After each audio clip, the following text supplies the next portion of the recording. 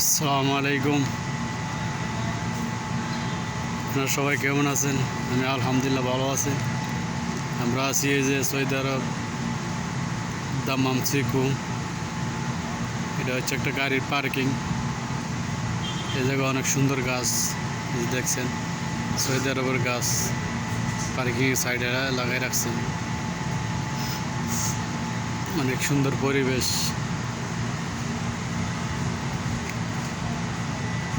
যে অনেক অনেক গাছ, গাড়ি পার্কিং।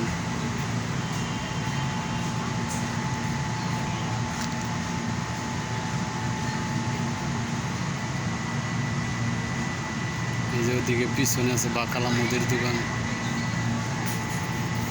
তারপর হোটেল।